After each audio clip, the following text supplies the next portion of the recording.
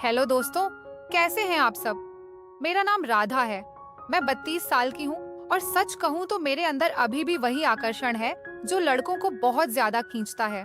मेरी कमर पतली है, लेकिन नितंब थोड़े भरे भरे हैं जो चलते समय हल्का हल्का हिल हैं। मेरी आंखें बड़ी बड़ी हैं जो कभी कभी लोगों को अपनी ओर आकर्षित कर लेती हैं। मैं विधवा हूँ। मेरा पति 2.5 साल पहले एक दुर्घटना में चला गया था और अब मैं अपने ससुर जी के साथ रहती हूँ। वे मेरे लिए सब कुछ हैं, पिता जैसे, दोस्त जैसे और कभी कभी थोड़ा ज्यादा करीबी भी लगते हैं। आज मैं आपको अपनी एक कहानी सुनाने जा रही हूँ जो बस यात्रा के दौरान घटी थी। यह घटना उस दिन की है जब मैं और मेरे ससुर जी, जिनका नाम राम प्रसाद है, एक बस में सफर कर रहे थे। हमें गांव से शहर जाना था। एक रिश्तेदारी की शादी में शामिल होने के लिए बस पुरानी सरकारी वाली थी, जिसमें सीटें टूटी फूटी होती हैं और लोग एक दूसरे से सटकर बैठते हैं। सफर काफी लंबा था, लगभग 11 से 13 घंटे का, क्योंकि रास्ता पहाड़ी था और बस धीरे धीरे चलती थी। मैंने नीली रंग की साड़ी पहनी थी जो मेरे शरीर पर बहुत अच्छी लगती है। ससुर जी ने कुर्ता पायजामा पहना था। वे हमेशा ऐसे ही सादे लेकिन मजबूत दिखते हैं। उनकी उम्र करीब 58 साल की होगी, लेकिन शरीर अभी भी कसा हुआ है, जैसे गांव के मेहनती काम से बना हुआ हो। बस स्टैंड पर हम पहुंचे और बस में चढ़ गए। सीटें लगभग भरी हुई थीं, लेकिन हमें साइड वाली 2 सीटें मिल गईं, जहां 2 लोग साथ बैठ सकते में हैं। मैं खिड़की वाली सीट पर बैठी और ससुर जी मेरे बगल में। बस शुरू हुई और धीरे धीरे रफ्तार पकड़ने लगी। बाहर पहाड़ नजर आ रहे थे, हरे भरे, और हवा ठंडी ठंडी आ रही थी। मैंने ससुर जी से कहा, ससुर जी यह सफर बहुत लंबा है, थकान ना हो जाए। वे मुस्कुराए और बोले, बेटी तू चिंता मत कर, मैं तेरे साथ हूँ। अगर थकान लगे तो मेरे कंधे पर सिर रख लेना। उनकी ये बात सुनकर मुझे थोड़ा अजीब लगा, लेकिन अच्छा भी लगा। बस चलती रही और हम बातें करने लगे। ससुर जी ने पूछा, राधा तू आजकल कैसी है, घर में अकेलापन तो नहीं लगता। मैंने कहा, नहीं ससुर जी, आप है ना। लेकिन कभी कभी रातें बहुत लंबी लगती हैं, नींद नहीं आती। वे बोले, हाँ मुझे भी ऐसा ही लगता है, लेकिन हम साथ हैं, एक दूसरे का सहारा है। अगर कभी कोई जरूरत पड़े तो बता देना, मैं सब संभाल लूंगा। उनकी बातों में गहराई थी, जैसे वे मेरी हर परेशानी दूर करना चाहते हो। मैंने मुस्कुराकर कहा, हाँ ससुर जी, आपका सहारा ही तो मेरे लिए सब कुछ है। बस में थोड़ी हलचल हुई, क्योंकि रोड खराब था। बस हिचकोले खा रही थी और मैं इधर उधर हो रही थी। एक बार तो मैं ससुर जी की तरफ झुक गई और मेरा कंधा उनके कंधे से टकरा गया। वे बोले, आराम से बैठ बेटी, अगर जरूरत पड़े तो मेरी गोद में सिर रख ले। मैंने सोचा ये क्या बोल रहे हैं, लेकिन वे हंसते हुए बोले, मतलब मेरे पैरों पर नहीं, बस कंधे पर। मैं हंस पड़ी, लेकिन दिल में एक अजीब सी हलचल हुई। हालांकि असल में ससुर जी का मतलब सिर्फ आराम से था। समय बीतता रहा और बस में गर्मी बढ़ गई। मैंने साड़ी का पल्लू थोड़ा सरका लिया क्योंकि पसीना आ रहा था। ससुर जी ने देखा और बोले, गर्मी लग रही है ना, मैं हवा कर दूं। बस में पंखा कहाँ था। लेकिन वे अपनी कमीज से हवा करने लगे। उनकी हवा मेरे चेहरे पर और थोड़ी गले पर लग रही थी। मैंने कहा, ससुर जी आपकी हवा बड़ी अच्छी लग रही है। वे बोले, हाँ मैं जानता हूँ, कैसे हवा देनी है जो आराम दे। बस आगे बढ़ती रही और हम खाने की बात करने लगे। मैंने घर से पराठे लाए थे। ससुर जी ने कहा, बेटी तुम मुझे खिलाओगी ना, मेरे हाथ थक गए हैं सफर से। मैंने हंसकर एक पराठा उनके मुंह में डाला और वे चबाते हुए बोले, वाह तेरे हाथों का स्वाद अलग ही है। फिर बस में अंधेरा होने लगा, क्योंकि शाम हो रही थी। लाइटें जल गईं। ससुर जी ने कहा, राधा अगर नींद आए तो सो जा, मैं जागता रहूंगा। मैंने कहा, नहीं ससुर जी, मुझे नींद नहीं आ रही। आप अपने बारे में कुछ बताइए, आपकी जिंदगी में क्या क्या हुआ। वे बताने लगे अपनी जवानी की कहानियां, कैसे गांव में काम करते थे, कैसे मेरे पति को बड़ा किया।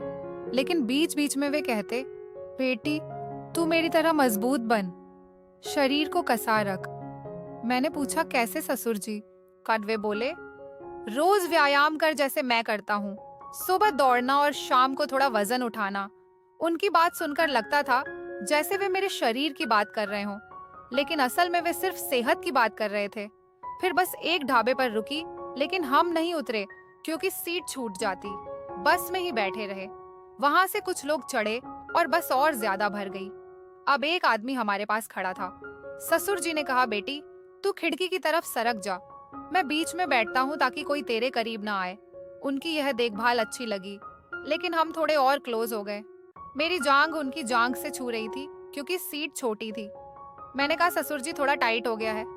वे बोले, हाँ, लेकिन मैं संभाल लूंगा, तू आराम से रहे। अगर दबाव पड़े तो बता देना, मैं एडजस्ट कर लूंगा। अब रात हो गई थी और बस चलती रही। मैं थोड़ी थक गई थी तो ससुर जी के कंधे पर सिर रख लिया। वे बोले, आराम से रख बेटी, मैं हिलूंगा नहीं। उनकी सांसें मेरे बालों में लग रही थी और दिल में एक अजीब सी फीलिंग आ रही थी, क्या होगा अगर। लेकिन नहीं ससुर जी, ऐसे नहीं है। वे बोले, राधा, तू जानती है ससुर होने के नाते मैं तेरी हर जरूरत पूरी करूंगा, चाहे वह कोई भी हो जरूरत। लेकिन असल में वे भावनात्मक बात कर रहे थे। मैंने कहा, हाँ ससुर जी, आप मेरे लिए सब कुछ हो। बस में अब सन्नाटा था, ज्यादातर लोग सो रहे थे। ससुर जी ने मेरी तरफ देखा और कहा, बेटी, तेरी साड़ी थोड़ी सरक गई है, संभाल ले। मैंने देखा पल्लू थोड़ा नीचे आ गया था। मैंने ठीक किया। वे बोले, तू कितनी सुंदर है, जैसे कोई फूल, मैं तेरी रक्षा करूंगा। हमेशा सुंदर और अच्छा लगता था। जैसे वे कुछ और कहना चाहते हो, लेकिन नहीं कहा। फिर ससुर जी ने अपनी कहानी जारी रखी। कैसे उनकी शादी हुई, कैसे वे अकेले हो गए। फिर जब सास जी गुजर गई, वे बोले, अब तू ही मेरा सहारा है और मैं तेरा, हम एक दूसरे को पूरा करते हैं। लेकिन असल में परिवार की इस दुनिया में हम दोनों ही एक दूसरे के सहारे थे। ससुर जी मुझे अपनी बेटी मानते थे और मैं उन्हें पिता। फिर समय बीतता रहा और बस में ठंड लगने लगी। मैंने कहा, ससुर जी ठंड लग रही है। वे बोले, आ मेरे करीब आ जा, मैं गर्मी दूंगा। मैं थोड़ा करीब सरक गई और उनकी बाह मेरे कंधे पर आ गई। वे बोले, ऐसे ही रहे, मैं तेरे शरीर को गर्म रखूंगा। लेकिन असल में वे सिर्फ देखभाल कर रहे थे, जैसे पिता करते हैं। हम बातें करते रहे गांव के रिश्तेदारों की। ससुर जी ने कहा, राधा, तू कभी सोचती है दोबारा शादी के बारे में? मैंने कहा, नहीं ससुर जी, आप है ना, जो दोबारा शादी नहीं करूंगी क्योंकि मुझे किसी पर विश्वास नहीं है। आप ही मेरे सब कुछ हो। वे बोले, हाँ, लेकिन अगर कोई अच्छा मिले तो मैं खुद करवा दूंगा, लेकिन फिलहाल मैं तेरी हर खुशी का ध्यान रखूंगा। फिर रात गहराती गई और बस एक टर्न पर झटका खा गई। मैं ससुर जी की गोद में गिरने वाली थी, लेकिन उन्होंने वह पकड़ लिया। उनकी बाहें मेरी कमर पर थीं। वे बोले, संभल बेटी। मैंने पकड़ लिया और फिर तुरंत हट गए और बोले, सॉरी अगर गलत लगा। मैंने कहा, नहीं पापा जी, आपका इसे संभालना बहुत अच्छा लगा। हम फिर बातों में लग गए। ससुर जी ने अपनी जवानी की एक कहानी सुनाई, कैसे वे एक लड़की से मिले थे लेकिन शादी नहीं हुई। वे बोले, जिंदगी में कुछ जरूरतें होती हैं जो पूरी नहीं होती, लेकिन अब तू है तो सब ठीक है। फिर मैंने कहा, पापा जी, नींद बहुत आ रही है, मैं सो जाऊं क्या? पापा जी ने कहा, हाँ बेटी, तू बेफिक्र होकर सो जा, मैं हूँ, सब देख लूंगा। फिर मैं सो गई और पापा जी जागते रहे। उनकी इतनी देखभाल मुझे बहुत अच्छी लगी। सुबह होने लगी, बस अभी भी चल रही थी। मैंने कहा, ससुर जी, रात अच्छी कटी? वे बोले, हाँ, तेरे साथ समय जल्दी बीतता है, तू मेरे लिए स्पेशल है। फिर हम बस में ही नाश्ता करने लगे। ससुर जी ने कहा, बेटी, तू मुझे फिर से खिलाती है। मैंने खिलाया और वे बोले, तेरे हाथों में जादू है जो छूते ही अच्छा लगता है। अब बस शहर के करीब पहुंच रही थी। ससुर जी ने कहा, राधा, ये सफर यादगार रहा, लेकिन एक बात बताऊं? मैंने कहा, हाँ ससुर जी। वे बोले, मैंने हमेशा सोचा है कि तू मेरी बहू नहीं बल्कि मेरी बेटी जैसी है, लेकिन कभी कभी लगता है जैसे हमारा रिश्ता और गहरा है। लेकिन फिर वे बोले, दरअसल मैं तेरे लिए एक रिश्ता देख रहा हूँ, एक अच्छा लड़का जो तेरी देखभाल करेगा। मैं नहीं चाहता कि तू अकेली रहे।